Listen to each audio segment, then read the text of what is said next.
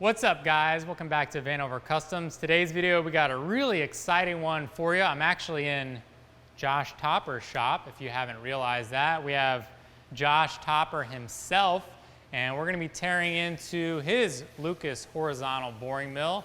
I've come 4 hours up this way because I have several parts that we need to get test fit and see if we need to make stuff or break stuff, or if his stuff is good or my stuff is good, and just so we can learn. So with that being said, let's take a look at the boring mill. All right, Kyle, so what do you need here? What's going on and what's different between our machines? Yeah, so great question. So basically on my machine, and if you guys have been following along, we've been rebuilding several parts on the inside of this turn slide, I think is what they call it. And one of the last parts we got to remake or repair is this housing or bracket or whatever we want to call it, because several teeth have chipped off. Now we kind of talked about this a little bit before, but these are cast iron. This whole piece is cast iron. And so what I want to do is, I was missing the inner gear for this planetary, and I want to take Josh's apart to see if it's the same design, because there are a slight variation between designs. And if it is, we can go ahead and measure that missing gear and confirm that the tooth count is the same. All right, well, let's get this thing apart. Let's do it. All right, so I already backed the set screw off here. It looks like it's just spin this out and pull the whole assembly off. This is the first time we're seeing this, so we'll get to see how worn out Josh is compared to mine. I hope not. Oh, okay. Oh, the gear is in there. This is really helpful to me. Wow, that's actually quite clean. Yes, that is looking good. Yeah. Cool. Perfect. So now what I'm going to do is I'm going to pull that gear out. We're going to measure it. We're going to figure out what pitch it is, how many teeth are on it. Is there a snap ring holding that, or is it just... I can't tell. There might be. It's hard to tell. We'll get in there and clean it up, Yeah, get some light on it. Yeah, we'll clean this up and we'll bring you back. Well, that should have answered all your questions, huh? Yeah. A lot of, well, that's unnecessary anyway. Yep, it's only for the trip out, so if you're Yeah. not using that, you don't really need it. That and the scale. And the scale. On here, which if you're doing a digital readout, I don't need it. Yep.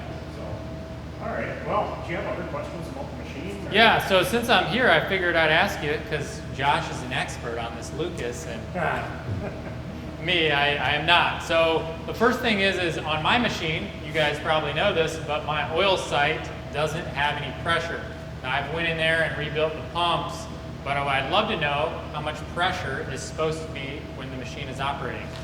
So I get about 18 pounds. Okay, 18 pounds. She'll sit.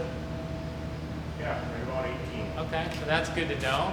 And then while we're here, I know you also talked about you have an issue with a bearing on your machine, and I may be getting into that. So where is that bearing and what is that noise?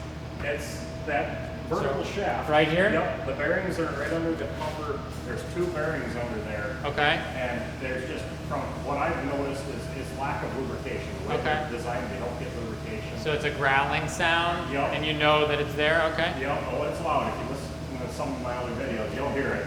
And all right. It's worse in one direction than the other. Okay, interesting. Okay. But, yeah, every Lucas I've ever ran has that same issue. Okay. So it's a common problem. It's just something that needs to be tore into. So we may be digging into some of that fun here coming up on my channel. Yeah, and then when you're done with that, you're the expert, you come do mine. There we go. So maybe I'll be back to do that. Let's see. Overall, what do you think about this machine? Love it. Yeah? I wouldn't be without it. Mm. You know, I wish it were a little bit bigger, but it's still a good size for a small shop. And I've done some really interesting stuff on it over the years. So I'm glad I bought it when I bought it, and it's definitely not been a regret, any bit of owning it. So you're saying that the bigger 6x6, I should be well suited for a lot of work. Oh yeah. And I got the 50 taper spindle too, so that'll be nice. Yeah, you've got the nice 50 taper, I've got the 6 Morse taper, so okay. Cooling is a little harder for me to find, but okay. Definitely, like I said, it's been a great machine. Once you get yours all tuned up, yeah, you'll awesome. be happy with it. And I'm here, I know, you guys don't notice this when you're watching Josh's videos, but being able to compare his machine to my machine, his is in way better shape. It's probably hard to see on camera, but he has all the original flaking on the column, and he still has some flaking on the ways, which is awesome. My machine's completely gone of flaking, and obviously, didn't have any oil pressure and 100 other issues, but this machine is really in great shape, and it's really nice to see something, even though the paint may be gone, but seeing it in person to see what a good example is pretty cool. Yeah, I've been very fortunate when I found this machine. When I saw it and just looked it over quick, it's like, wow. So was this an auction or? No, this came out of Stillwater, Minnesota. Okay. The guy that had it, he restores old cars. He buys cars from overseas. He had, in his shop, he had the 1914 Grand Prix winning engine from Europe. Oh, wow. And then next to that, he had Kaiser Wilhelm's personal limousine. Dang. From Germany, a Mercedes limo, open cab, open driver compartment limo. So really cool stuff. And he buys these cars, makes the patterns, casts new parts, and then machines them. Okay. And he sold the Lucas to buy honestly, I think it might have been a Shibura. A Shibura, okay. So a bigger, slightly newer boring mill, but he did everything on this Lucas. Okay, cool. Well, I am super excited to get my machine up and running. I know I got a bunch of jobs that I've been doing on my horizontal mill that would be way better suited on this machine. So I'm happy to get mine up and running. But while we're here, I know you guys love machinery, and so what we're gonna do is we're gonna take a walk around Josh's shop, and we're gonna talk about the different machines that he has, and I'll ask him questions, and we can kind of get an idea of which machines he likes, what good and bad of each machine. So let's go ahead and take a look at another machine. Yeah, and those of you watching my channel, our videos will be kind of overlapping, but we'll give you a lot of the detail that you probably haven't gotten yet on some of the machines. All right, very cool. So what's the first machine? Well, the one everybody seems to be in love with. The planer? The planer. All right, let's take a look at that planer. All right, Josh, so tell us a little bit about this planer mill. So this is an American Toolworks 8-foot planer that I bought at an auction. It was actually scrap, but the owner of the company that had it had done the modifications, put a mill head on it, put this DC drive and everything on it. They were using it for drilling large frames for a machine they built. Okay. And when I got it, the mill head was gone, but everything was here, except the controls weren't mounted like I have them here with a pendant control. Okay. There was a box down here, a box here, another box back there, and then you had to run, all three of them had, actually there was 4 boxes.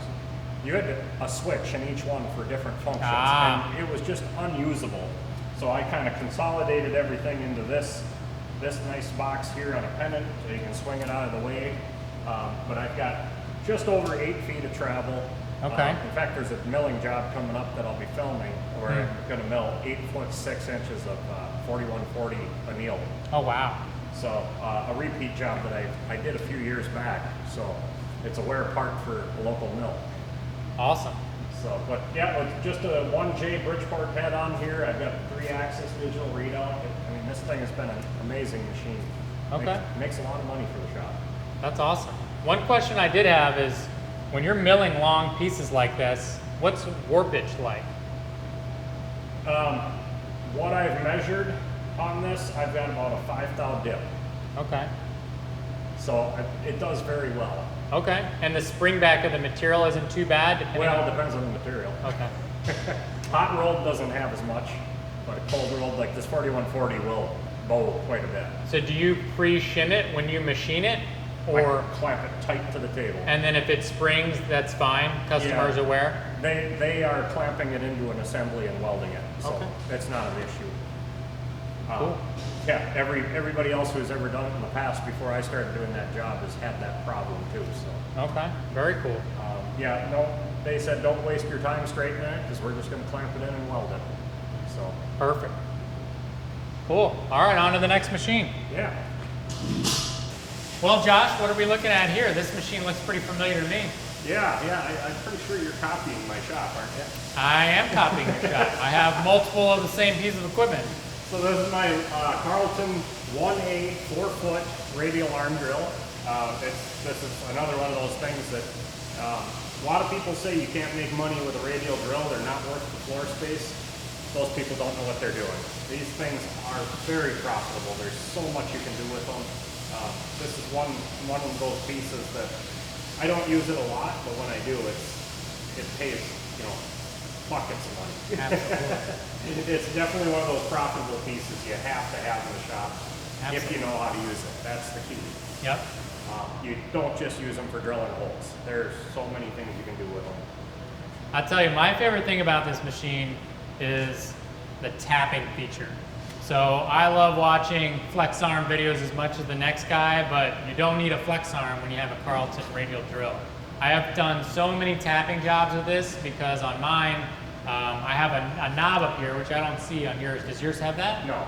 I have a knob that I can tighten, and basically when I bring the spindle down, it'll run the tap down, and then when I bump it, it pulls it back out, and it makes tapping super efficient. Yeah, I just reverse. Okay. Real simple.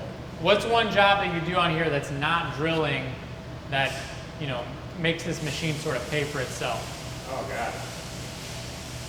I don't even know. There's so many different things. Honestly, can't think of any off the top of my head. It's been a while since I've done anything with it. On my machine, I actually use this for a line boring job, which, I don't know that I'd necessarily recommend, but if you pull up the catalog on these things, they show that they did use these for line boring, so you can do it. So they are pretty versatile machines. Yeah, I thought about line boring with it a couple times, but when you got a boring mill, Yeah, exactly. what's the point? My boring mill was down and I had this running, so Yeah. I went ahead and used this guy. I don't know, you probably saw the video, and everybody else probably did, but I made that big extension table Yes. for this thing that's Yep. back there, Mhm. and did that AR plate. Yes. Nobody else in the region was able to do that. Yep. Just because of the size probably, and AR sucks. And Yeah, there was a guy locally who said he could do it with a mag drill, and that did not work. So, Yeah. now I get that job on a regular basis. That's good. It's a great machine. Yeah. Though I do notice your table has probably seen a little bit better days there. Yeah, not a one of those is from me. I completely believe that. People are ridiculous. Yeah. Okay. Move on to Let's my take, favorite machine. take a look at Josh's favorite machine.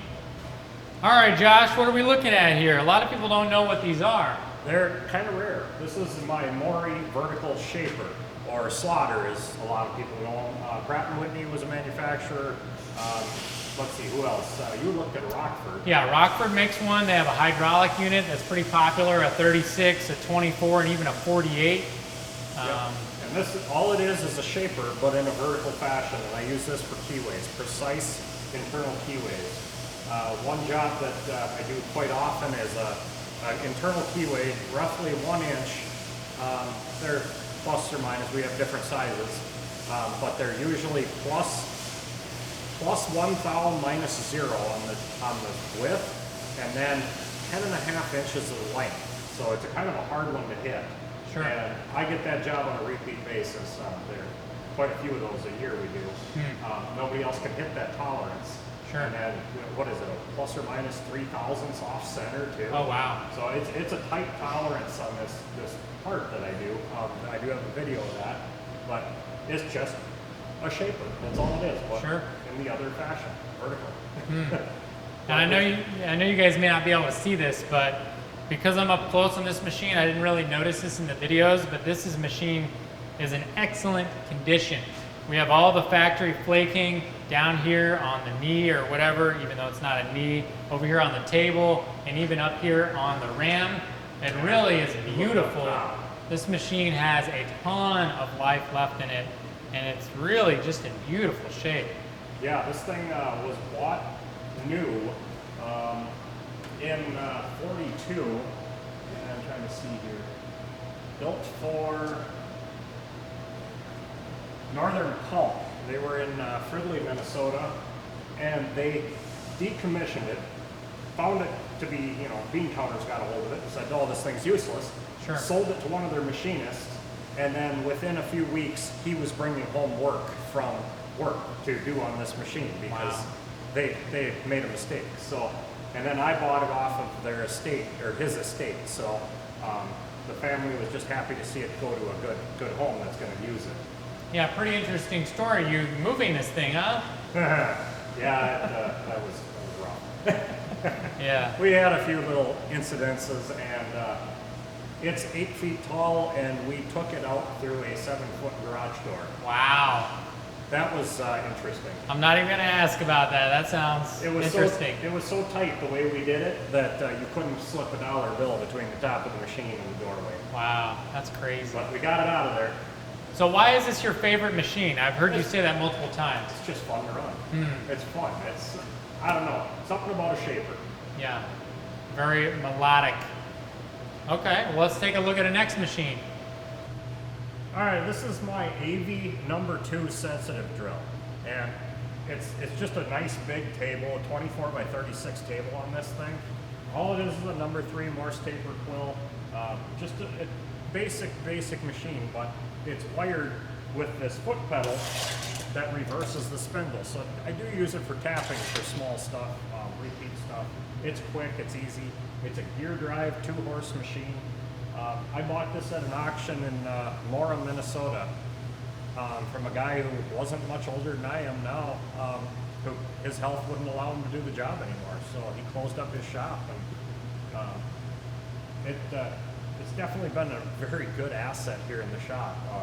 You know, one of the things I absolutely hate is drilling holes, and you know, between this and the Carlton, they're actually kind of fun to use both of them, especially tapping on this thing with that reverse pedal. So why is it a sensitive drill press? It doesn't look very sensitive to me. It's a sensitive drill, has only hand feed. Okay. Yeah.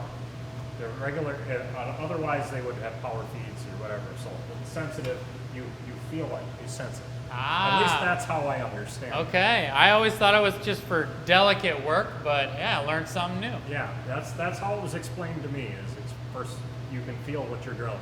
That's excellent. Yeah. Cool. Well, I think we'll move on to the next machine. Yeah, the one that you copied me on again. My favorite machine. All right, Josh.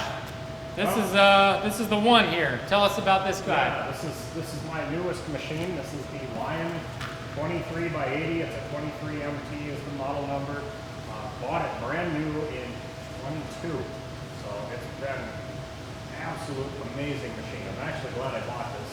In fact, last time you were in the shop, I had the big Monarch. Yes, and I'll post a photo of me standing next to that Monarch. That was quite a long time ago, Yeah, about 3 years ago. That was a 25N Monarch lathe. I think I had a 100-inch center in that.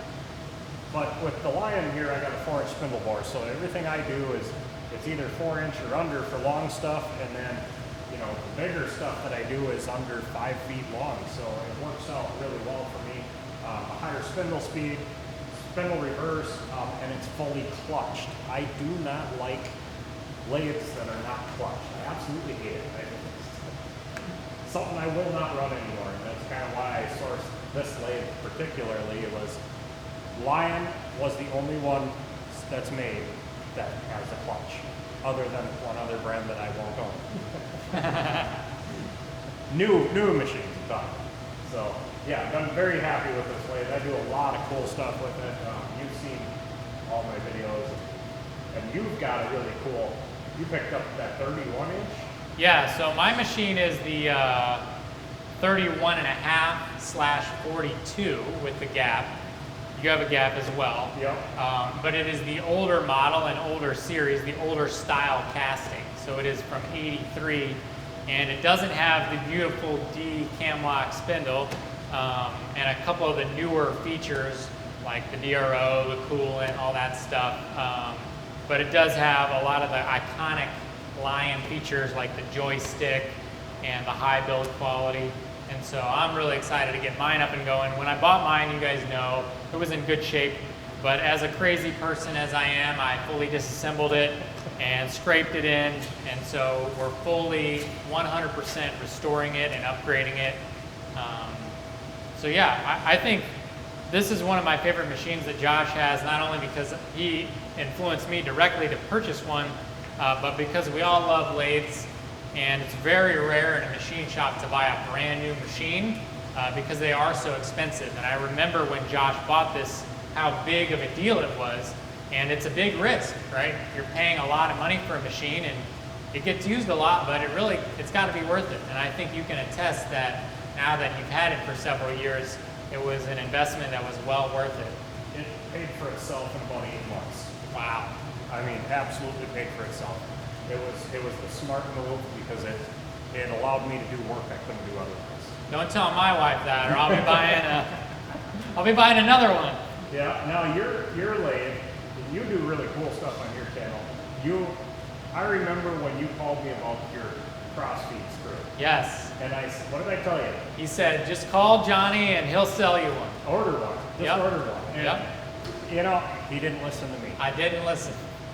He decided to make his own because, you know. That's true. I'm poorer than Josh. Well, I'm poor too, but downtime costs money. Yeah, that's true. You know, $2,000 for a screw I thought was well worth it. But It is. You made all kinds of tooling and all kinds of fixtures. You made this follow rest for your one lathe. Absolutely. And cut the screw. Yep. I mean, he did all kinds of cool stuff on here. You did some amazing stuff. Absolutely. So yeah, it's just awesome watching what you're doing. Yeah, I appreciate that. And if you guys are watching that restoration, not only do I like to bring something back to factory, I like to upgrade it at the same time. It takes a lot of extra time and work, but with my lathe is missing some of the features that Josh's lathe has, like a 2-speed tailstock, right? And we've added that to my lathe.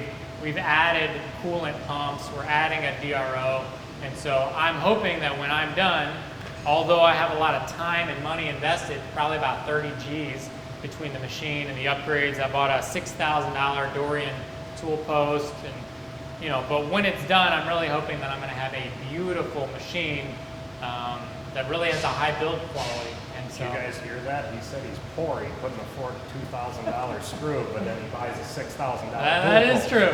Priorities, I guess, right? To me, it's like if you buy tooling, the tooling is going to pay for itself because you can use it. And if I can make the screw, hey, you know, I can spend that $2,000 on something else. So, but yeah. So it's a great machine. So what's your favorite part about this machine, Josh? What do you like? Joystick the control. joystick? Okay. It's just so simple, so smooth. And that spindle reverse and being all clutched. Yep. There's nothing about this machine that I really don't like.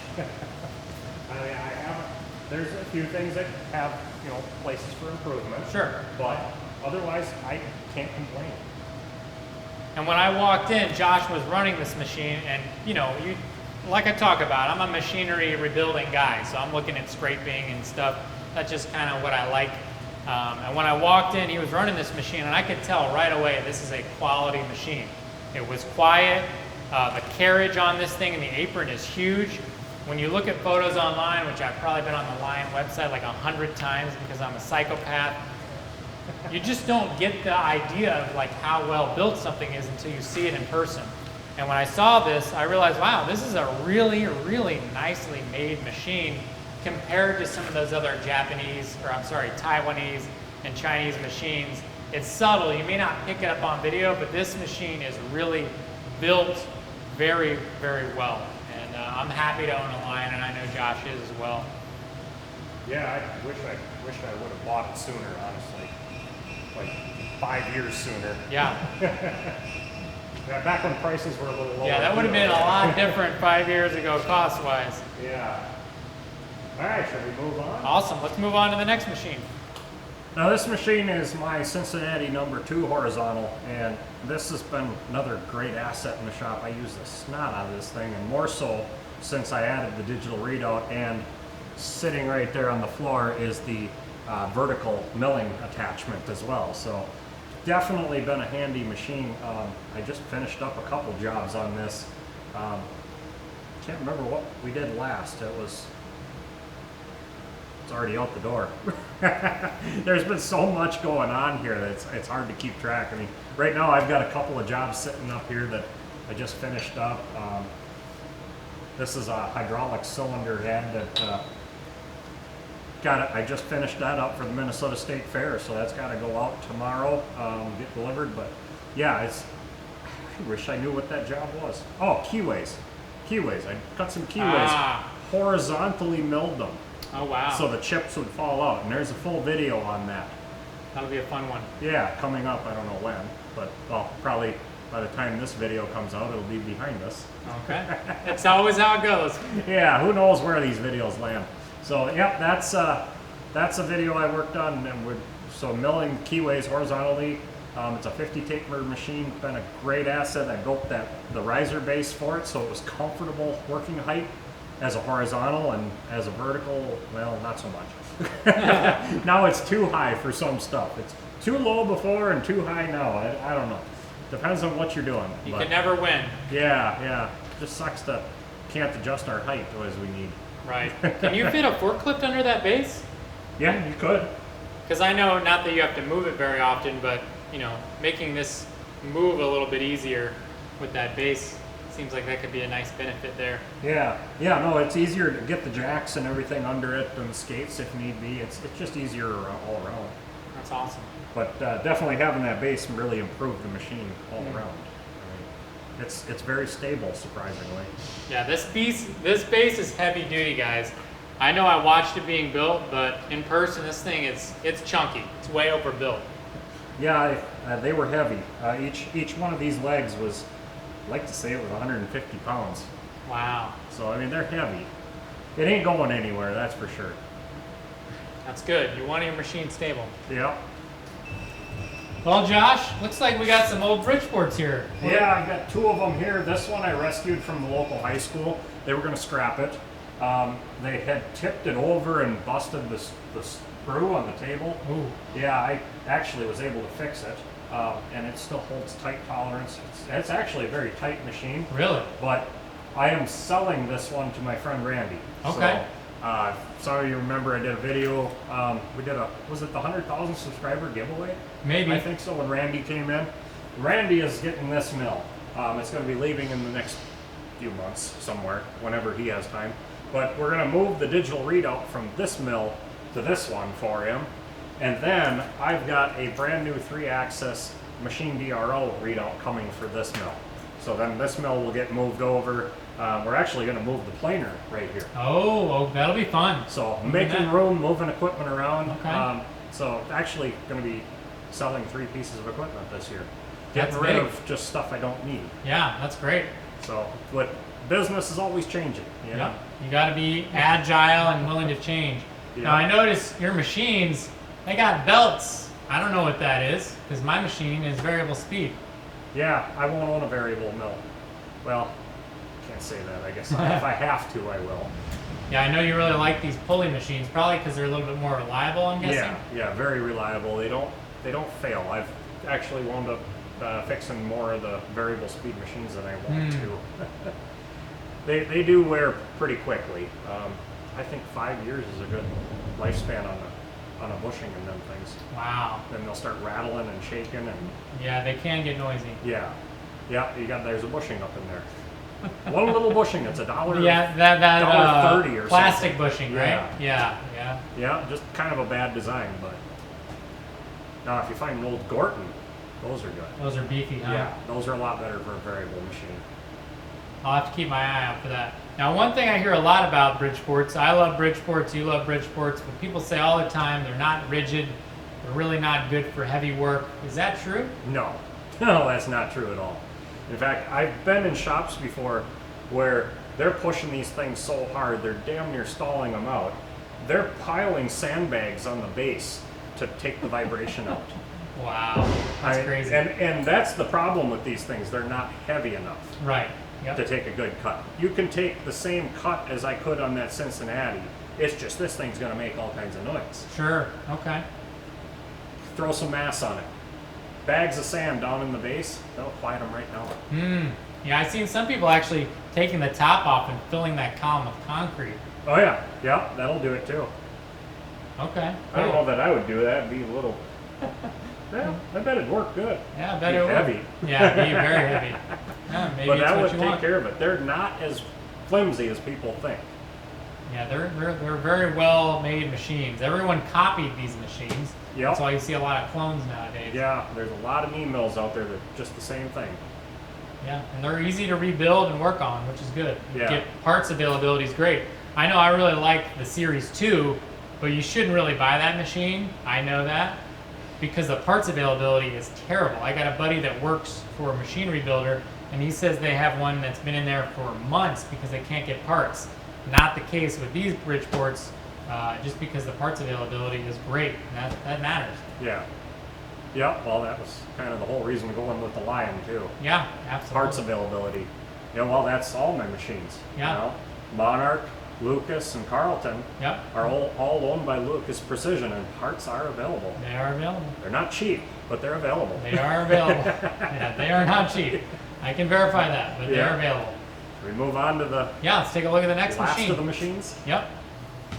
Well, Josh, we got two machines here. Yeah. One sad machine and one working machine. Yeah, well, there's something else missing.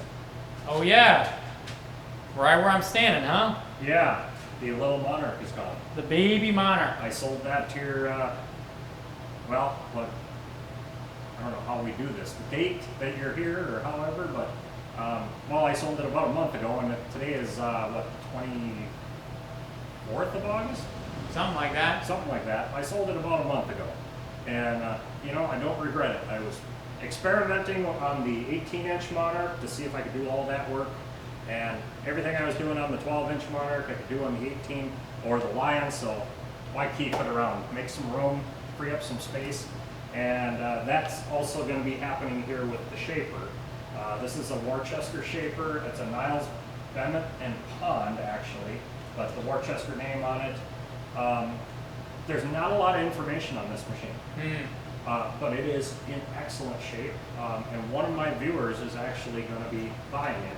He's going to be coming hopefully in the next month or so, Okay. and bringing it back home to New York. Oh wow. Yeah, when he did the research and found out where it was built, he had to have it. So I bought this because I had bought the slaughter, the vertical shaper, and that was during the time of the George Floyd crap. So all the riots in Minneapolis, well, that's where it was. So the guy who had it, the estate, he says like, yeah, don't bother coming. Yeah. Probably get shot Yeah. or burned to death or something, you know. So Sure. it's like, okay, we left it there. And then I went and found this. And trying to get this together and working quick enough to do the big keyway jobs. Sure. Well, then things eased up and I ran over and got that right away. I just never got back to this. Okay. But this was a project that I really wanted to do, but I just don't have the time. Yeah. I need running equipment. There is no one that understands that more than me because I also have a shaper that's sitting, and it's been sitting for a long time, that I bought with the same intention to do slotting jobs. And so far, its demise isn't certain, but I'm definitely contemplating it. So I get that. I would love to have a fully functioning shaper because I have a use for it. Okay. You know, anybody who says you can't make money with a shaper doesn't know how to use one. Yeah. There's so many applications where they are completely the perfect machine. You know, I could list them off, but I don't need to give away ideas. wait for the videos. There you go. So someday I might get a shaper that's all ready to go, but at Yeah. this point I don't know. And is this a line shaft machine or was? It was, yeah. Yeah, I put that motor on there. It had a 1-horse, 110-volt motor and a 3-speed Brownie gearbox. Oh wow. Yeah, it was weird. The guy that had it was a gunsmith. Okay. He had died like, I think it was 10 years ago, so it sat in the garage and never got used. But he was making rifle actions with it. Okay. Wow. Interesting. Yeah. So it was working at one point. Yeah, oh yeah, yeah, fully functional machine. It just needs a little bit of cleanup and time. Sure. Yeah. A little more wiring because I put a VFD on it.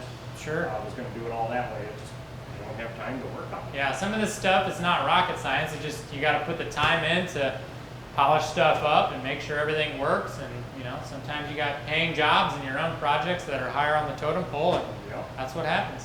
Yeah, I mean, I don't need it now with the swatter, so it can go to a new home. Yeah. Great. Well, tell us a little bit about this baby. My 18-inch Monarch, my 18 by 48. This I actually bought off a friend of mine. This would be the third lathe I ever bought for the shop. Okay. So how long have you owned this? Oh, God. Got to be close to 10 years now. Wow. Okay. I started the business in 2012, May of 2012, with the little Monarch, the Cincinnati horizontal, and the one Bridgeport, and a Warner Swayze #2 turret lathe. Okay. And within the first couple of years, I realized that little lathe was not big enough, the little Monarch. And then Bob had this in his, he had it in his shop, but he had closed his shop, and it was in a storage garage. And so him and I put together a deal, and I bought it off of him, and I've been very happy with it. This is a very tight machine. So I bet this machine is the one machine that's probably made you the most amount of money over the longest time since you've had it the longest. Yep. This has been, this is the bread and butter of the shop, or was until I got the Lion. Sure. Yeah. You know, between this and the Bridgeport, you know, that was where most of the work was in the early days. Sure. Now the work is spread out all over. I mean, really. I mean, the boring mill, the Lion, the slaughter, the planer. The planer does a lot of work. Yeah. I honestly don't do a whole lot of stuff on the Bridgeport as much as I used to. Sure. You know, small stuff here and there, keyway, whatever, but not a lot. So. Well, let me ask you a question, because you're well suited to answer this. You got a brand new line, very expensive, and an old lathe. So as someone who's maybe looking to get a machine, old lathe versus new lathe, what would you say? Get a Monarch. Okay. If you got the money, get the Lion. Okay. These are the only two machines I own. Okay, well there you have it. The old gearhead Monarchs or a brand new Lion. Okay. All right. And I've run a lot of different lathes, and I would avoid the 10 double E Monarch. Oh, that's one thing me and Josh have in common is we're both against the 10 double E's. I got a lot of years on a 10 double E, and there's a lot of things that I would do on this thing that I couldn't do on that. Sure. They're a nice machine for their size, but they just aren't. They're not there. Not what I need. Right. Yeah, they're great for hobby work and for small stuff, but most of the paying jobs out there. They're a great tool room machine. Right. For precision, you know, tool making and for medical devices and stuff. They're not a good hobby machine, honestly. Yeah, true. Just too because of much all for the a hobby machine. yeah, exactly. The weight and the electronic complications. Yeah, but if you get yourself an old gearhead Monarch, one of these C series, you can't go wrong. That 12 CK I had, it's a great size for a hobby machine. You know, even the older A's and the B's, they're great machines too. Yeah. Stay away from the 60 series, any of the newer stuff with all the electronics. They're just not worth having. That's great. All right, well, what do we got next? Well, you want to go check out the weld shop? Yeah, let's check it The out. sawmill I built. Yeah, let's take a look at The it. dragline crane, the steam engine. We've got a lot of stuff. It's going to be a long video, guys. Buckle up. Well, Josh, what do we got in here? So this is the weld shop. A lot going on here. We got the Johnson saw. Is that your Dirty Johnson again? Yeah, keep your hands off my Dirty Johnson. And actually, you guys see the welding going on back here. This is Connor. This is he's through the youth apprenticeship program through the high school. I'm actually working with two boys, but Connor graduated, and he is actually leaving me in October. October 8th is his last day. He is going to the Army National Guard basic training, and then out for his training for his MOS after that, and then hopefully he'll come back. He's been a good kid. Definitely learned a lot, but he's actually hard-facing chipper knives. Okay. Big wood chipper. So we are rebuilding these chipper knives. This is something we haven't filmed, but we got both welders set up on this, one with hard facing and one with regular wire to do the fix the big holes. Okay. In case, you know, if a wrench goes through the chipper, it happens. So yeah, he's doing that. But yeah, we got all the, you know, this is basically just the weld shop. Gantry crane I built here in the shop. There's videos of that. What tonnage is this gantry? It's got two-ton hoists on it. Okay. But it's calculated out to 8.5 ton. Oh, okay, great. When we built it, I over-designed it. Sure. Because I wanted to make sure it wouldn't fail. Yeah, absolutely. And I got press brake over there, I got a ground bandsaw, an iron worker, hydraulic press, and actually the sandblasting cabinet is going away. Okay, you're getting rid of That's that. where I'm going to park the new Tumbler? tumbler. Okay. That's outside yet. I got to build the base for that. So Okay. that's what's here. Very cool. Very cool. Well, I know people want to see that sawmill. All right, let's head out there. All right, well, we're out here in the absolute miserable, humid, nasty, gross. I want to go back to the air conditioning. Yeah, it sucks out here, guys. It's like, you know, probably 90, 95 out here. Yeah, and probably a 95, 120% humidity. Yeah, something like that. It's gross. Yeah. We'll need a shower here just from doing this segment. Yeah, but this is the sawmill I built entirely in the shop. Everything except the blade. The blade I purchased from Menominee Saw and Supply in Menominee, Michigan, but everything else I built here in the shop. It's all basically out of scrap. I bought off of another shop. Just all drops. Wow. This is impressive, guys. I mean, this thing is massive. So what is the cutting depth on this sawmill? I believe I can cut 26 inches clear. Wow. That's crazy. So we generally see 30-inch logs, and if you check some of my older videos, there's quite a few sawmill videos. We didn't get any this year yet. It's just been too busy. My partner I saw with, he's my neighbor. Him and I do this together, and we just both have been just too busy to saw. Okay. You know, the goal this year was to get up a shed, build a shed over the mill, just basically from where you're standing to the outfeed end. Yep. And enough to put, you know, something in for the winter, a tractor or something. Sure. And probably another 6-8 feet over. But it's not happening. We just can't get there time-wise. That's what these telephone poles are for? Yeah, all the used power poles. Okay. The local power company gave me those to build the shed. And actually, I bought off of my friend's widow. I bought his shingle mill. So we are actually going to saw wooden shingles. Oh, interesting. Interesting. Very cool. Yeah, we're going to actually do it out of jack pine because we have an abundance of jack pine here. It's similar to southern yellow pine. Okay. So it should work for shingles, and if it doesn't, well, then we just saw more in a couple of years. Yeah, that's excellent. So it looks like maybe the logs roll in on these I-beams and then drop on? Yep, so we stack the logs on the skidway here. The carriage moves back and forth across the blade. Okay. And we roll up the log, set it in with the dogs, and feed her across the blade. And then on the outfeed end, we got the roller table. And this is where Carl catches all the lumber and sorts out the boards and the slab wood. So. And do you guys do this for like as a business, or is it a hobby more? More a hobby, really. Okay. Like would people come say, hey, I got a bunch of logs, could you saw them for me, or not really?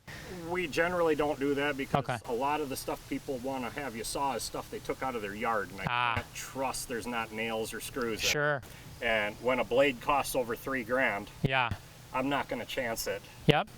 Makes These sense. are all inserted tooth blades. Yeah, it looks like a really, really nice blade. Now, how accurate is this, like, you know, thickness-wise? We sawed some 20-foot 2x8s last year. Okay. And I was within a 64th end-to-end. Oh, wow, that's super accurate for wood, you know.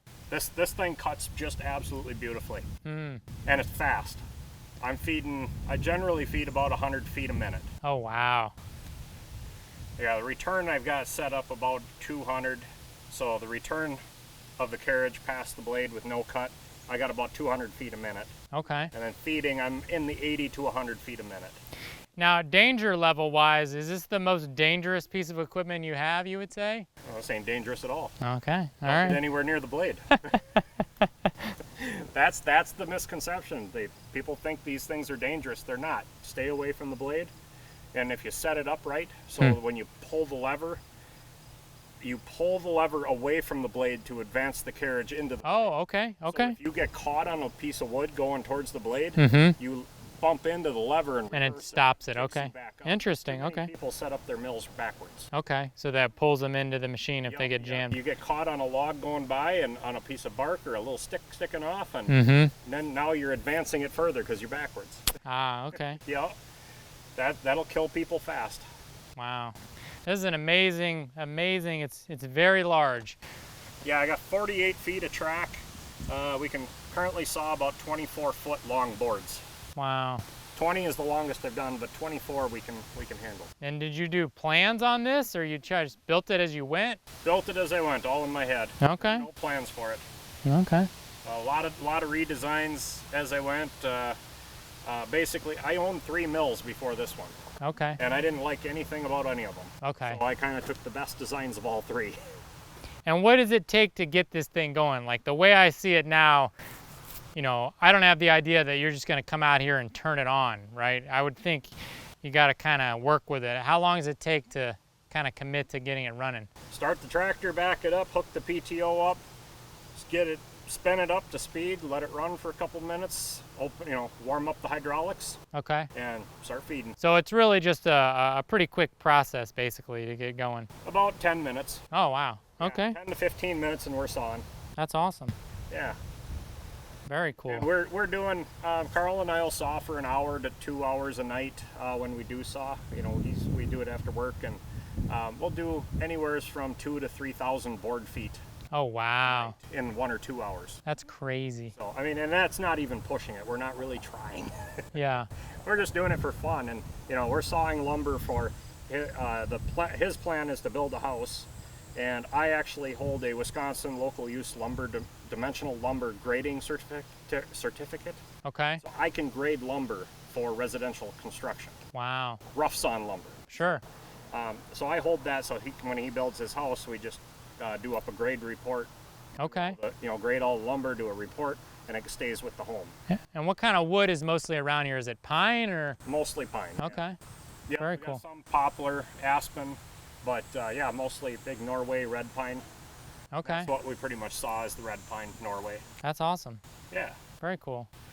I do saw some white oak as well. I have my parents own 67 acres about 50 miles from here, and it's beautiful hardwoods. So Okay. I'll truck up some white oak when I need it, or Sure. I'd really like to saw some of the black ash they have. And how long did these blades last before you got to change out the inserts? I changed the inserts one time, and that's when I hit a nail. Okay, so they last a very long time. Yeah, they last a very long time. These are hard chrome coated. I've looked into the carbide ones, but the chrome is holding up really well, and the carbide's like 3 times the cost, so Okay. I'll stick with the chrome. Okay. Very cool. I should have sharpened them the last time. I just changed them out, but sharpening them, you can sharpen them a lot. Is that something you do, or you take the blade and they change them out for you? I change them out. I have a grinder here that clamps on and sets the angles. Oh, wow. Yeah, I've got 2 grinders actually. One of my viewers gave me, and another one the neighbor gave me when he got rid of his mill. Very cool. All right. Well, I think we're going to move on to what everyone wants to see. That's a dragline. Oh. You want to see the dragline? Let's see the dragline. I wish it was ready to use. I wish it was. I'm tired of working on it. All right, Josh, as a city boy, I don't know that I've ever seen one of these. What are we looking at right here? Well, this is a early excavator. It's really what it is. Okay. The hydraulic excavators, the hose you see nowadays are what replaced this. Honestly, because people aren't as smart nowadays. It takes a lot of focus and a lot of thought to run one of these things. These cable excavators formed this country. Okay. In fact, they still use them. Caterpillar still makes cable excavators. Really? Very big ones, like 40-yard buckets. Oh, wow. This is a little 3/8 yard bucket. Okay. This crane is actually a 5-ton and 3/8 yard excavator is what it is. And it is a track machine. The tracks are off right now because we rebuilt those. I'm rebuilding that wheel that you saw in the shop there. I've already done the sprockets on the drive there, up underneath Okay. the small sprockets. There's a video on that. That was a job and a half. Yeah, So I bet. we're really tearing into this thing a lot further than I wanted to, but I kind of think that spending all this time fixing the undercarriage is where I need to put my focus, Sure. because that's the part that takes the most abuse. Yep.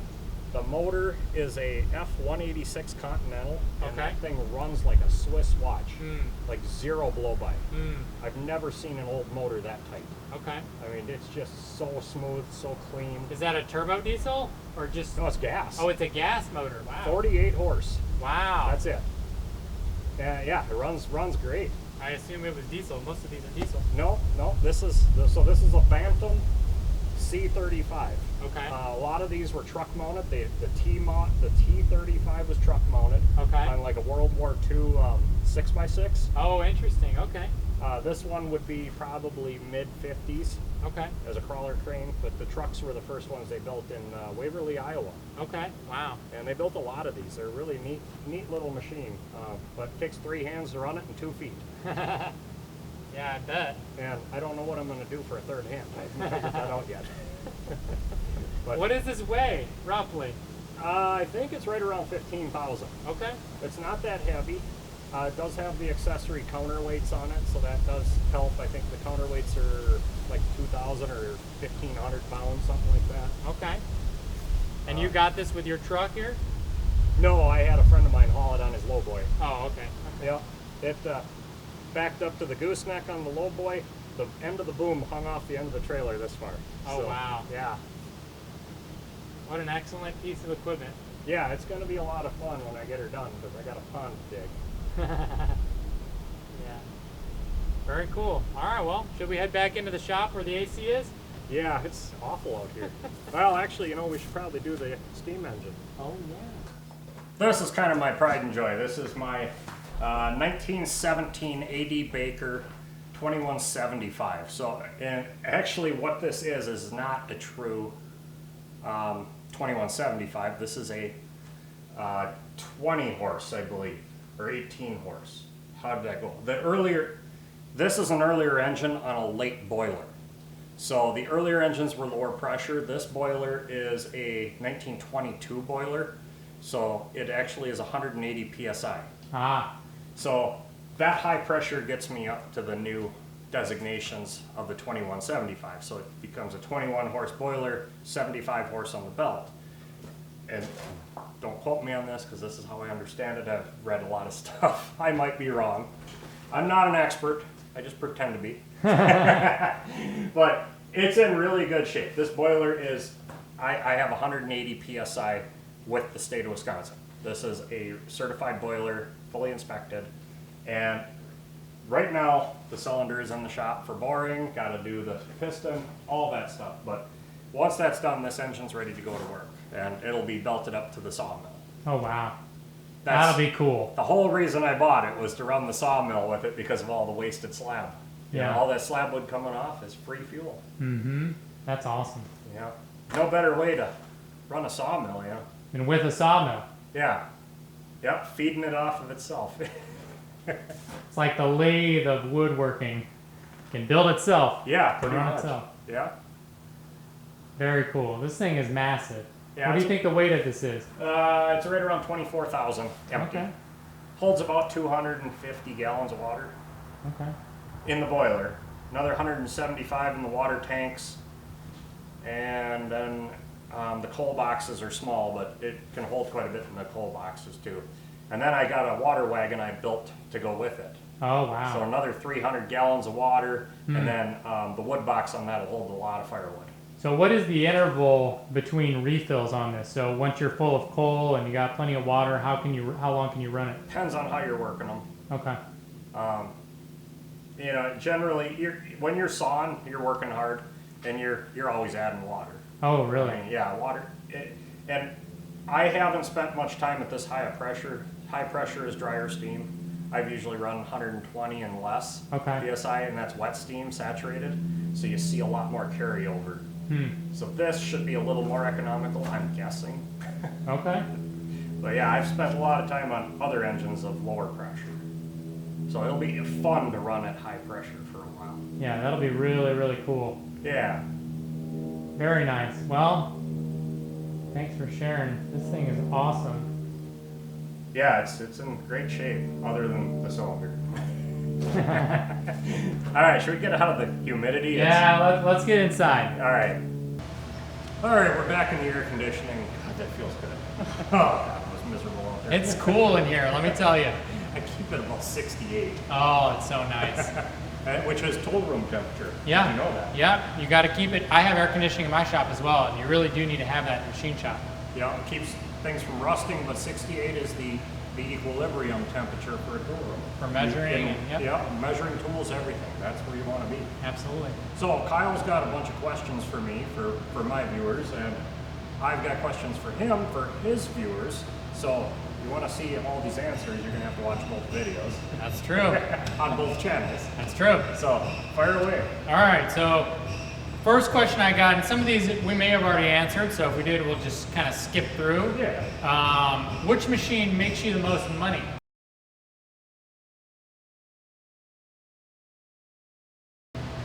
All right, so now Josh has got some questions for me. He's going to ask me and see how that goes. Yeah, So- well, if you watched my video on my channel, you got his questions for me. Mm-hmm. Now tables are turned. Uh-oh, I'm worried. Why? Why would you get into this? Uh-oh, the why question. Listen, before I answer that question, I will tell you what Josh says to me all the time, because I talk to Josh maybe once a week sometimes. Sometimes it'll be once a month. But Josh always says, I will never do this ever again. And you know, you're obviously partially joking and partially not. And the reason for that, getting into my why, is because this is a very, very difficult industry to be in. And it really isn't for the faint of heart. And a lot of days I question, am I gonna fail? And I am extremely motivated. And I know that if I might fail, which is still out, the jury's out, that if you're less motivated and, you know, kind of wishy-washy, you're probably gonna fail. It's really, really hard. So getting into why did I do this? Well, to be honest, I had no idea about machining 4 years ago. You guys can check my old content, I knew nothing. And that makes it even worse on me, right? If you work at a machine shop or you work for, you know, equipment rebuilder or an excavator company and you do the machine work and you quit, that's gonna be a lot easier for you because you can take some of that work over to your new shop. And that's similar to what Josh did, that's similar to what Curtis did. A lot of these YouTubers that you look at, they worked somewhere, they gained experience, they made friendships, they quit, and then some of that kind of helped start and launch their business. I did the opposite of that, and it sucks because I came from the remodeling industry and was like, oh, machining's cool. I can do that. I'm gonna quit my job making $80,000, $90,000 a year and just start a machine shop.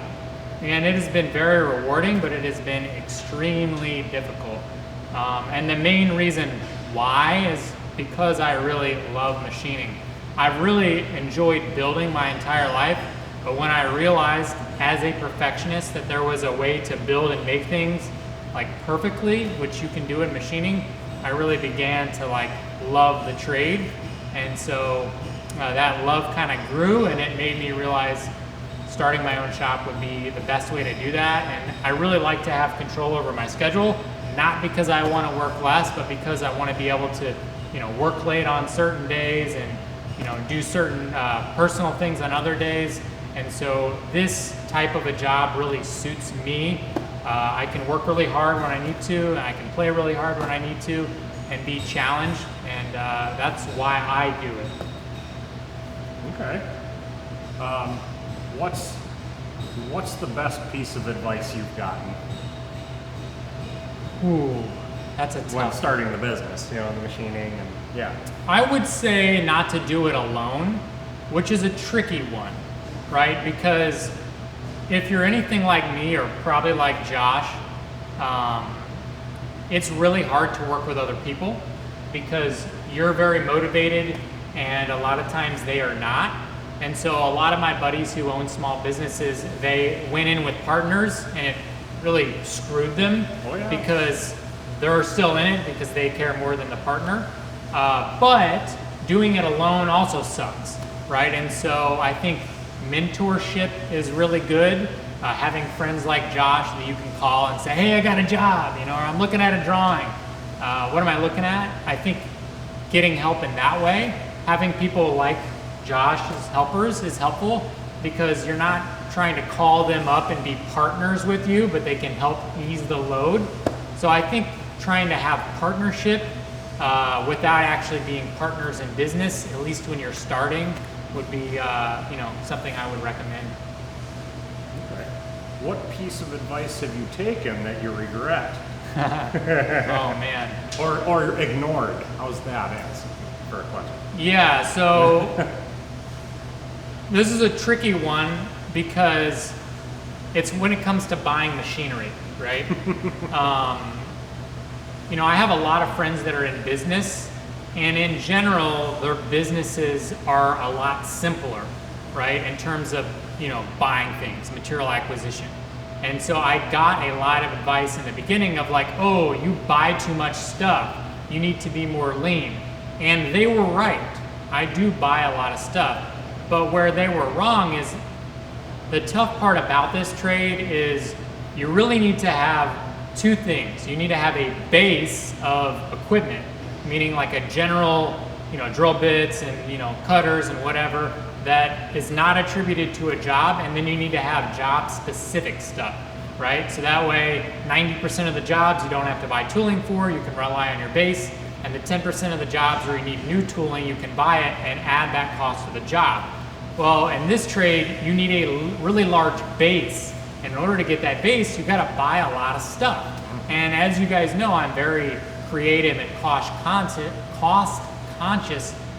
to buy stuff cheap, but I still have spent a ton of money. And so I think it's very important to have someone work with you on your finances, but also if they're not in this trade, you really have to take what they're saying with a grain of salt because you kind of do gotta buy a lot of stuff. And so it's really, to me, it's not about you bought too much stuff. To me, it's about knowing which stuff to buy. And now I feel pretty confident about that. And in the beginning, I was somewhat confident, but there's no way you're gonna learn that until you learn it, with experience. Mm-hmm. Well, the cheapest thing you'll ever do in this business is buy the machine. That's the cheapest thing. Yeah. The tooling is gonna kill you. Yep, that's you true. gotta have so much. And really the rigging and the setup and all the things you don't, it's the things you don't think about. Yeah, if you gotta pay a rigger because you can't do it yourself. Absolutely. So I recently referred a friend of mine to your channel because, you do great stuff, amazing stuff. I just can't get over, you need a hobby. Yeah, I do, this is my hobby. Calm down a little bit, Yeah. But I referred him to your channel and he called me back, he says, no, I can't watch him. It's the man bun. What's up with the man bun? Yeah, I see it's gone. It is gone, yeah. See how bad my hair is. But no, that's great. So why did I have long hair? So I had short hair growing up all the way until I was 29. I'm a short hair guy. But I live in the city, right? It's more urban, a little more progressive. Josh is in the country. And as a little kid and as a teenager, I always thought long hair is cool, right? Not like Legolas long hair, like that's kind of lame in my opinion, but like Thor long hair, right? Like metal bands long hair. And so a buddy of mine, he had long hair at one point in his life and he cut it off. And me and him came together and said, you know what? Let's both grow out our hair and have long hair together. And so that's what we did. And so for 5 years, I had long hair. And then recently, a year ago, he cut his hair. And I was doing a bunch of off-site work, doing welding. And I was like, man, I'm just gonna get my hair cut because I was gonna wear a PAPR system. And it's just, I burned my hair welding. I've lost like a foot just catching it on fire. And so it was time. But yeah, that's why. Yeah, well, if Stuart's watching, which I hope he goes back and watches some of your stuff because you do cool stuff. Yep. There you go. He doesn't have the bun anymore. That's true. My hair is short now, so you can watch the videos. Let's see, where else? You know, so I gave you the advice when you called about the Lion to just order the screw. Okay, there we go. Here we go. It was $2,000 for the screw and the nut. Yep. Was it? The whole works? Yeah, something like that. Yep. $2,000. Okay. What's your shop rate? 150 an hour. Okay, 150. So, how many hours did it take you to make that screw? Probably equivalent to that by the time I made the follow rest and all that stuff. Easy, you know. I probably easily had 20 hours into the 30 hours into the follow rest and the screw and the nut. So you went backwards on that deal. I did. So you want to know why? Because you're cheap. Yeah, I mean, because you wanted to spend $6,000 on a tool post. Yeah, and that's the thing is, it's tricky, right? You got to make those business decisions, and I think, you know, time versus money. People will also say in the comments, "Hey, what's your shop rate? Why are you doing this? Should just buy it." And they're right on face value, but you got to factor in how busy you are. Right? If I'm doing that job in the middle of the week when I have other jobs lined up, you guys are 100% right. But if it's slow that week and I can sit down and twiddle my thumbs, which I never do, or I can make something, learn, make mistakes, grow as a machinist, create great content, and save some money, that's what I'm gonna do. And so there are a lot of things on my channel where I should pay someone, and sometimes I do. But other times, because I don't have any real hobbies right now, and this is my hobby, those type of projects I look at like, hey, great content, save me some money, this is my hobby, and I'm not slam busy right now, so that's what I'm doing. When I am slam busy, I'm not doing that stuff. So hopefully that kind of answers that question. Oh, that answers that question, because for me, that would have been a no-brainer to just spend the $2,000 and get the machine back together in inside of a few days. Absolutely. Because downtime on the machine is not good, but you're really tearing into that thing. Yeah, it's a full teardown. It'll be a 2-year project by the time it's done. So. Jeez.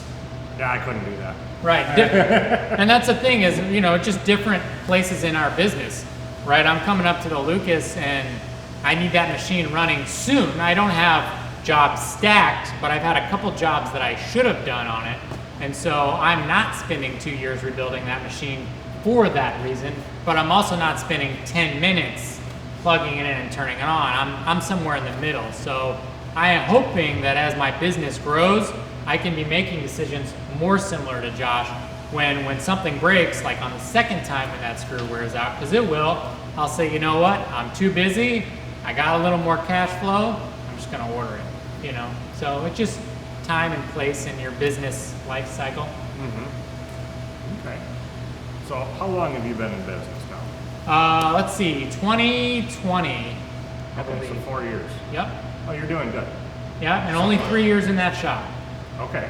3 years in August of this year. Yeah, 3 years this month. So based on everything you've gone through, would you do it again? Yeah, definitely. Really? Because I'm crazy. We all know that. I don't care. See, the difference between me and most people is I don't care what anyone thinks. And if I get bored, I don't want to do it. And the main reason that I left my past job, I worked there for 7 years. I enjoyed it, and I was doing everything I'm doing now on the side. So I had good hobby time and good work time and consistent pay. But if I get bored, I go crazy. And I got bored. And I wanted to be challenged. And you know what? I never get bored now. I never get bored. Because when one project is done, I have another project. I have Fusion 360 to learn, video editing to learn, this to learn, CAD, this. I have so many things to do that for me and my personality type, it keeps me entertained and it keeps me from being bored and it keeps my mind going. And for me, that value is much higher than it would be for most people. And that's why I like this. There's so much to learn that I'll just really never run out of things to learn in this field, at least for a long time. Yeah, well, yeah, different jobs will come in that'll need different skill sets that you don't have yet. Absolutely. I've been there. Yeah. And then by the time you need it again, you've forgotten it. And you know what? Knowing my personality, maybe in 10 years, if I feel like I've mastered this, which is, you know, saying a lot, maybe I'll do something else because I'll be bored, you know? I mean, that's, but if I do that, I'll make sure that I have a lot more cash going into my next endeavor than I did going into this endeavor, so. Yeah, it's hard going into this with nothing. Yeah, I came in saving up some money and using some money when I left from my 401k, which I would not recommend, but it was very helpful for me. And, you know, I couldn't have done it without it. You know, we bought my mill, my lathe, surface grinder, which I sold, a bunch of other equipment with some of that cash flow. Moved into a shop, moved into a second shop. So, you know, if you're thinking about starting out, I would say don't quit your day job. Work that as long as possible and save up as much cash as possible and try to create a space, even if it's small, where you can move 1 or 2 machines and start taking work on the side. That's the best way to do it. Only quit when you're just so swamped that you can't make your day job. My advice would be don't do it. Yeah. Josh doesn't Keep like it as this. a hobby. Yeah? I love what I do, but it's stressful. It is, yeah. It's very stressful. And the cost to do this, Yeah. I mean, it consumes It's your very life. cash intensive. That's the main issue. Yeah, it's, you know, you'd make more money being a plumber. Yeah, it's not. I think I thought that if it goes well, that it would be a very cash-rich field down the road, obviously. But I don't know that I think that anymore. I think I'll be happy if I can make a salary, which I don't, and also run the business, keep the lights on, and buy tooling that I need, and not have to shut down. I think I'll be happy if that happens, which seems like a low bar, but you know, I've adjusted my expectations. 10 years ago, you could have made a really good living in this business. Yeah. And I mean that. 10, 20 Yeah. years ago, a really good living. I know guys who one-man shop were making $500,000 a year. Yeah. And it doesn't happen anymore. Things have changed. Yeah, companies' mindsets have changed. I think that's you know, I don't have enough experience like Josh in this industry, but, you know, I think that is the main thing, is as the economy's gotten worse, where companies would have been like, oh yeah, there's a solution, let's do it. Now they're a lot more tempted to say, oh, let's pinch a penny here and pinch a penny here. So the jobs, they're still there, but they're just not being done because people are being cheap. Yeah. So what's your next project? Ooh, well, we paused the Lion, and I am trying to be very disciplined not to do too many projects, because that's what most people do. They Yeah. start 10 projects and they never get anything done. So I was being very disciplined on that, and then we stopped to do the Lucas because I wanted to get it up and running quick. But after that, we're jumping right back on the Lion because I really want to get that machine up and running as quickly as possible. So no new projects, only the Lion and only the Lucas. We'll see. Well, I mean, we'll see. I'm trying to hold myself to it. We'll see. Yeah. Well, that's about all I got for you. All right. I hope Very those cool. were good questions. Yeah, those are excellent questions. Well, if you guys enjoyed this video, please let me know down in the comments. And please like and subscribe, and we will see you in the next one.